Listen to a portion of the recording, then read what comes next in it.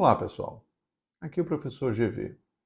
Hoje a gente vai fazer um detalhamento, uma análise metodológica, passo a passo, de um eletrocardiograma. Como é que eu avalio um eletrocardiograma? Quais são os passos, quais são as etapas a serem vencidas para que a gente chegue à conclusão de um eletro, tá? Eu trago uma propositura de uma análise em 4 passos. E se nós seguirmos todos esses 4 passos, de um por um, se diante de um achado anormal a gente apenas anotar e não quiser tirar a conclusão precipitada, se ao final dos 4 passos a gente observar quais foram os achados encontrados, haverá uma enorme chance de nós chegarmos à conclusão precisa. Por outro lado, se diante de qualquer anormalidade nós já fecharmos o nosso diagnóstico, existe uma grande chance também de nós errarmos. Então, vamos fazer uma análise metodológica. Primeiro passo. Qual é o eixo elétrico do coração? Não confundir com o eixo anatômico, tá certo? Esse pouco muda. Mas qual é o eixo elétrico do coração? Segundo passo, qual é a frequência cardíaca encontrada? Terceiro passo, qual é o ritmo? Trata-se de um ritmo sinusal ou não sinusal? E por fim, vamos analisar cada onda, cada intervalo, cada segmento do nosso eletrocardiograma em busca de anormalidades. Para cada um desses existem valores de normalidade e nós vamos confrontar.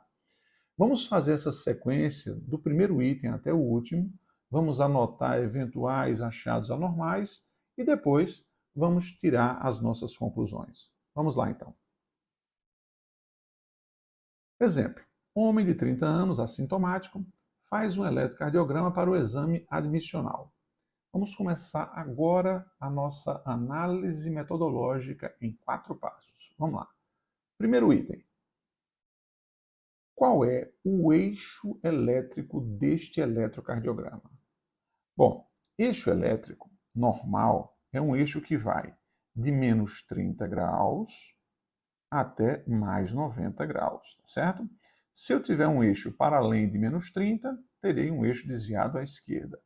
Para além de mais 90, eu terei um eixo desviado para a direita. Existem várias coisas que alteram o eixo, eu não vou me deter a isso agora, apenas a análise metodológica passo a passo. Vem comigo então. Para que nós possamos saber de maneira rápida se o eixo elétrico do coração está normal, basta olharmos D1 e D2.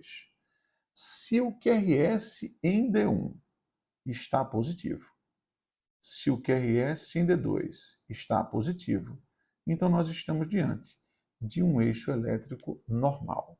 Se por acaso o QRS estivesse positivo em D1 e negativo em D2, desvio à esquerda. Se o QRS tivesse negativo em D1, positivo em D2, desvio para a direita. Mas não é o caso, eixo normal. Então o primeiro item da nossa análise está já feito, eixo normal. Tá certo? Segundo item, calcule a frequência cardíaca. A frequência cardíaca normal varia de 50 batimentos por minuto a 100 batimentos por minuto. Mais do que isso é uma taquicardia, menos do que 50 é uma bradicardia. Como é que a gente vai fazer para calcular a frequência cardíaca? Bom, existem duas formas, uma forma bastante precisa e uma forma bastante prática. Vamos aprender primeiro a bastante precisa. Existe uma fórmula para que a gente calcule a frequência cardíaca. Como a gente sabe que a frequência do eletrocardiograma, de inscrição do eletrocardiograma, é de 25 milímetros por segundo, no minuto são 1.500. Daí vem a fórmula. Frequência cardíaca é igual a 1.500 dividido pelo número de quadradinhos que separam dois QRS. Não entendeu? Presta bem atenção. Olha só, dois QRS que estejam contíguos, tá? Estejam um em seguida do outro. A gente vai fazer agora o seguinte, a gente vai contar o número de quadradinhos que separam esses dois QRS. Aqui eu tenho 5, 10, 15, 20, 25, com mais esse daqui, 26 quadradinhos. Lembra da fórmula? 1.500, que é o número fixo, dividido pelo número de quadradinhos que separa R de R. Ou seja, 1.500 dividido por 26 frequência aproximada de 58 batimentos por minuto, ou seja, frequência normal. A frequência normal é de 50 a 100. Vou dizer para vocês, existe uma forma precisa, é essa. Existe uma forma bastante prática para a gente bater o olho no elétron e já saber se a frequência está normal ou não. Observe só, um QRS está aqui no início desse quadradão. Se o outro QRS estivesse aqui, ó, nesse segundo quadradão, haveria 5 quadradinhos, ou seja, 1.500 dividido por 5, 300. Imagine agora que o segundo QRS estivesse aqui. Haveria então 5, 10 quadradinhos. 1.500 dividido por 10, 150. Já perceberam então, né? Então, com base nisso, a gente vai conseguir saber a regra do 300, 150, 100, 75, 60 e 50. Basta que a gente saiba onde está o segundo QRS, nós automaticamente saberemos aproximadamente qual é a frequência cardíaca. Se o QRS estivesse aqui, seria exatamente 60. Como ele não está, a frequência está entre 50 e 60, né? Está, inclusive, mais próximo de 60 do que de 50. Fato é que a frequência cardíaca está normal. E isso já me serve, isso já é um dado importante. Se eu quiser saber exatamente, 1.500 pelo número de quadradinhos, descubro que é 58.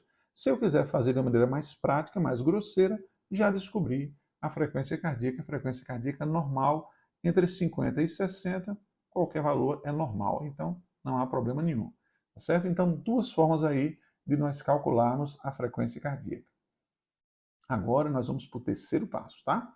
O terceiro passo é a definição do ritmo. Normalmente, o ritmo é de origem sinusal, porque o nó sinusal, que se encontra no teto do ato direito, próximo à desembocadura da cava superior, é o marcapasso natural do coração. Então, se um ritmo é normal, o ritmo é sinusal. E para um ritmo ser sinusal, é preciso que ele seja gerado no nó sinusal e é preciso que ele seja conduzido aos ventrículos. Bom, para que isso seja reconhecido, né, para que eu chegue a essa conclusão, eu tenho que seguir alguns critérios. O primeiro deles, a polaridade da onda P, ela tem que ser habitual, ela tem que estar entre 0 e 90 graus. Veja que não é a mesma coisa do eixo do QRS, que é de menos 30 a 90. A onda P, o seu eixo normal é de 0 a 90, que significa o quê? Em 0 eu tenho a derivação D1, em 60 eu tenho a derivação D2 e em 90 eu tenho a derivação AVF. Conclusão: para um ritmo ser sinusal, a onda P tem que ser positiva ou pelo menos não pode ser negativa em D1, em D2 e em AVF. Tá certo? Então, se esse primeiro critério foi obedecido, eu agora vou procurar o segundo critério. Qual é? Todas as ondas P são idênticas ao longo de uma mesma derivação, ou seja, dentro de D2 ela é sempre positiva, dentro de AVR ela é sempre negativa, dentro de V3, V5, AVL, ela tem sempre a mesma conformação, a mesma polaridade, ou às vezes ela é positiva e é negativa, tá? Para ser sinusal, tem que sempre ter a mesma morfologia dentro da derivação, tá certo? E por fim, cada onda P deve seguir-se a um QRS, ou seja, deve chegar aos ventrículos, tá certo? Vamos ver agora, nesse exemplo que nós oferecemos, se o ritmo é sim sinusal. Vamos olhar então D1, D2 e AVF. A onda P é positiva em D1? Positiva. Positiva em D2? Positiva. Positiva em AVF? Positiva. Portanto, estamos diante de um primeiro critério para um ritmo sinusal. Mas não é só ele. A gente precisa também saber se, dentro da derivação, a onda P guarda sempre a mesma conformação. Então, por exemplo, aqui em D2, ela está sempre positiva. Aqui em AVR, ela está sempre negativa. Aqui em V5, sempre positiva. Observe que aqui em V3 ela está achatadinha, mas é a mesma conformação dentro da derivação. E toda onda P tem o seu QRS, não existe nenhuma onda P bloqueada. Conclusão, nós estamos diante de um ritmo sinusal. tá certo? Então, para um ritmo ser sinusal, são 3 os critérios. Polaridade, tá certo? É preciso que essa onda P seja positiva, ou pelo menos não negativa, em D1, em D2 e em AVF. É preciso que as ondas P sejam iguais dentro da mesma derivação. E é preciso que cada onda P siga-se a um QRS, tá certo? Nesse caso, preencheu ritmo sinusal. Vamos agora completar o último passo dos nossos 4 passos para análise de um eletrocardiograma, tá? Agora, um passo um pouco mais complicado, detalhado. Eu vou observar com cuidado cada onda, cada intervalo, cada segmento do meu eletrocardiograma e vou confrontar com valores de normalidade, tá? Vamos lá. Vamos começar com a onda P, tá? Então eu vou dar um zoom aqui, observe essa onda P, e para melhorar, um segundo zoom, observe. A onda P normalmente em D2, ela tem uma conformação mais arredondada, tá? Essa daqui não está tão arredondada, tem um entalhe, mas tudo bem. O que eu quero que vocês se detenham é com relação à duração e à altura, tá certo? Ou seja, largura, que quer dizer tempo, duração, e altura, que quer dizer voltagem. Uma onda P normal, ela deve ter menos que 120 milissegundos de duração, ou seja, menos do que 3 quadradinhos, e menos do que 3 quadradinhos de altura, menos do que 0,3 milivolt. Vamos ver. A onda P está aqui, e observo que essa onda P tem 1, 2, 3,5, 3,5 quadradinhos. Cada quadradinho tem 40 milissegundos, 3 quadradinhos tem 140 milissegundos, ou seja, essa onda P está alargada. Vou anotar esse detalhe anormal, vou anotar esse critério que fugiu ao padrão de normalidade, vou botar no cantinho e vou prosseguir nos demais. Com relação à altura, 1, 2, 3. Tem que ter abaixo de 3. De fato, ela tem menos do que 3, ou seja, trata-se de uma onda P alargada, mas não de uma onda P apiculada, tá? Anoto esse detalhe e deixo para que no final, junto com todos os achados que eu encontrar anormais, eu faça as minhas conclusões, tá certo?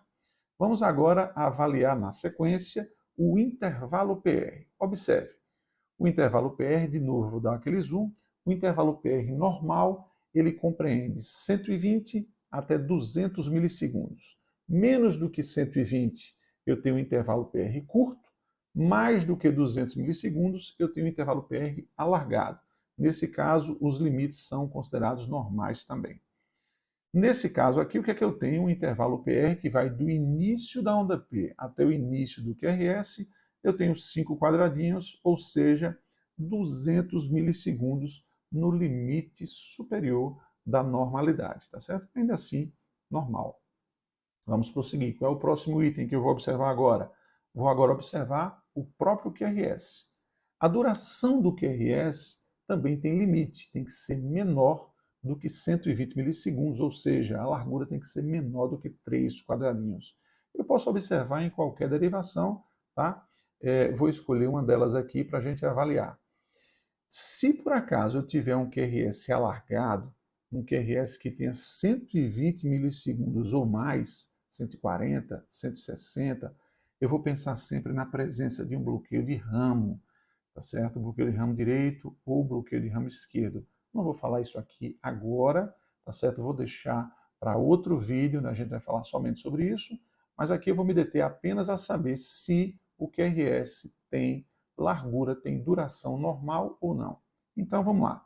Do comecinho do QRS até o final do QRS, vejo que são 2 quadradinhos, 80 milissegundos, ou seja, vejo que o QRS está normal. Nós até chamamos de estreito, mas na realidade queremos dizer que é não alargado, ou seja, normal.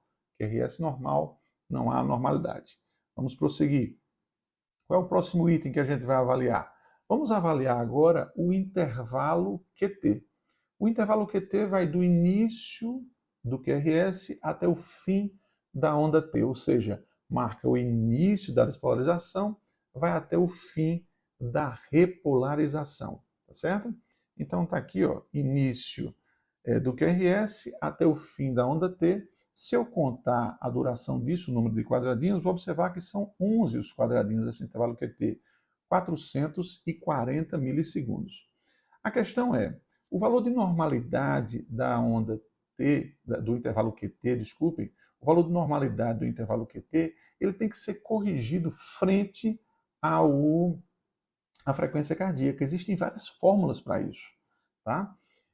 Mas existe uma forma muito simples, uma fórmula que a gente bate o olho assim e a gente já sabe se o intervalo QT está normal ou está alargado. Veja, avalie a distância que separa um QRS de outro QRS, tá certo? Pegue essa distância e divida ao meio. Divida ao meio. E agora vem a pergunta. O final da onda T, ele ultrapassa esse limite? Se ele não ultrapassar, nós estamos diante de um intervalo QT normal. Se ele ultrapassar, intervalo QT alargado. O intervalo QT alargado, diga-se de passagem, se associa a arritmias graves, tá certo? Então é importantíssimo a gente saber se o intervalo QT está normal ou não. Nesse caso daqui está normal. Vamos prosseguir. Nós agora vamos nos perguntar como é que está a onda T. A onda T normalmente segue a polaridade do QRS, ou seja, eu vou encontrar normalmente ondas T positivas. Existem 3 exceções, é verdade, eu posso encontrar onda T negativa em V1, em AVL e em D3, tá certo? Eu posso encontrar isoladamente, e lógico que a VR tem tudo negativo, tanto onda P, como QRS, como onda T. Então, a VR eu nem levo em consideração. Mas das outras derivações, eu posso ter essa exceção. Então, observe. Onda T negativa, desculpe, positiva em D1, onda T positiva em D2, onda T positiva em D3, em AVF, quase achatada, mas positiva em AVL, V2, V3, V4, V5, V6. Bom, eu só vou encontrar realmente a onda T isoladamente negativa aqui em V1, que é exatamente a exceção, uma das exceções que eu disse a vocês, onde ela poderia isoladamente aparecer negativa sem nenhum problema, tá? Ou seja, o comportamento dessa onda T está normal. Não há nenhuma alteração patológica da repolarização, tá? Finalizo então com os segmentos PR e ST. Ou seja, existe algum supradesnivelamento ou infradesnivelamento desses segmentos? Porque se houver, isso pode ter implicações, as mais variadas, tá? Não vamos entrar aqui no detalhe do que é que pode ser, tá? Mas eu observo que nenhuma derivação eu tenho alteração desses segmentos, tá certo? Eu observo que estão sempre seguindo a linha de base, tá certo? Eu considero essas alterações quando elas têm 1 milímetro de supradevelamento ou infradevelamento ou mais, ou seja, não tem. Ou seja, eu observo que os segmentos PR e ST deste elétron estão normais. Bom, com isso, eu pude verificar todos os itens. Eu fui atrás do eixo elétrico, ele estava normal, a frequência cardíaca estava normal, o ritmo era sinusal. Aliás, tudo nesse eletrocardiograma estava normal, à exceção da duração da onda P. Lembram? O normal era abaixo de 120 milissegundos e ela estava largada com 140. Ou seja, a única anormalidade desse eletrocardiograma é uma onda P alargada em D2. E aí, agora sim, eu chego à minha conclusão. Onda P alargada em D2 significa o quê? Sobrecarga atrial esquerda. Sobrecarga atrial esquerda. O que é que pode estar por trás disso? Bom, valvopatias mitrais, estenose mitral, insuficiência mitral, condições que reduzam a complacência do ventrículo esquerdo, como hipertrofia ventricular esquerda. Bom, existe uma série de alternativas, uma série de possibilidades que não vem aqui o caso, tá? O que eu gostaria de hoje fazer com vocês era uma análise sequencial, passo a passo, de como avaliar um eletrocardiograma com caminho com método, passo a passo, sem precipitação, sem pressa. Espero que tenhamos chegado a esse fim. Espero que vocês tenham gostado do vídeo. Vamos postar outros com análises dessa forma, para que a gente se habitue a fazer cada vez mais essa análise sequencial, tá? Encontro vocês no próximo vídeo. Até lá.